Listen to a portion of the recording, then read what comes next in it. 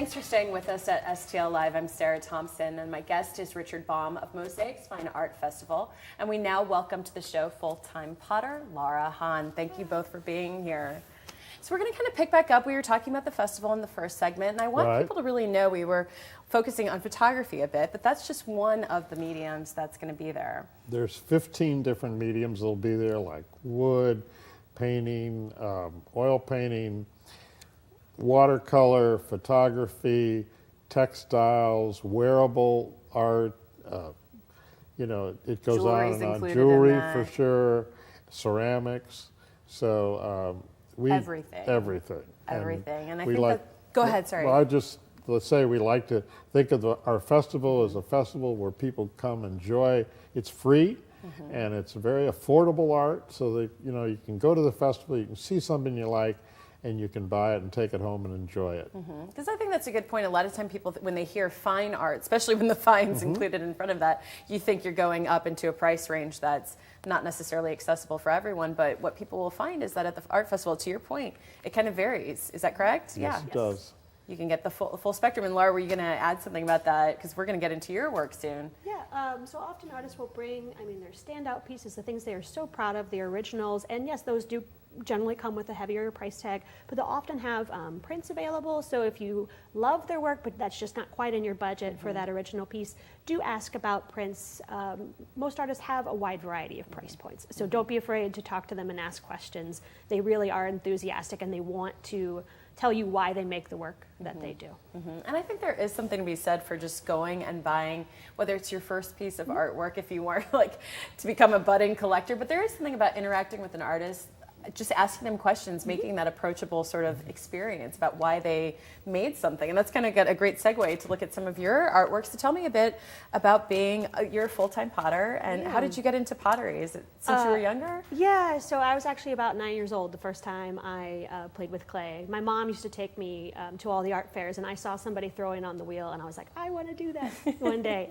And I bugged her until she got me a bag of clay and a book of little projects, and I started making things, and they were awful, naturally, but I Your stuck pinch pots. Oh, yeah, they were terrible. We still have some, and they're big, little orange ones, bad.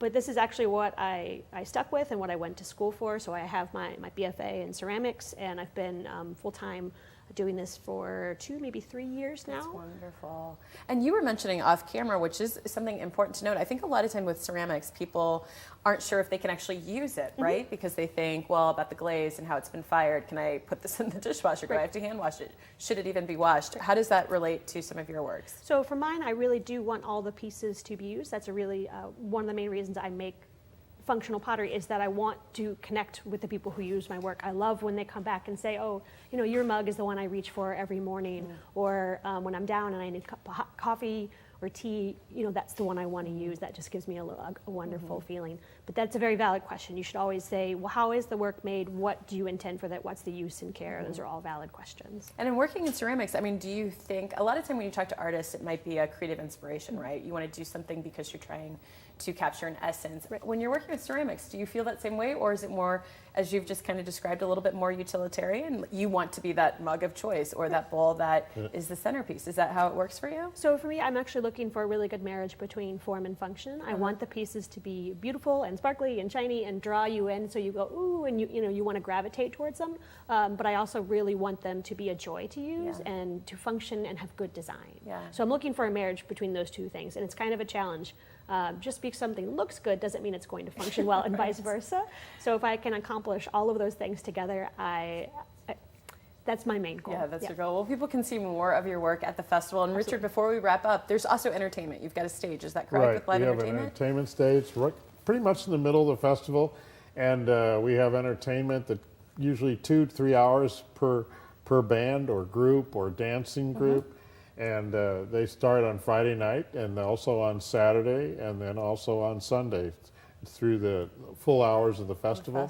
And it goes along with having a great time in St. Charles, the restaurants, the bars. It's a wonderful place, great venue for the Fine Arts Festival. Yeah, well, thank you both so much for being here. And we've got the information there for you on the screen. Go check out the beautiful artwork that's going to be there this weekend. Also enjoy live entertainment. And as Richard pointed out, you can hang out in downtown historic St. Charles, get some good drinks and food as well, and then head back to the festival. It's taking place September 15th through the 17th, again on historic North Main Street in St. Charles. For more information, go to stcharlesmosaics.org.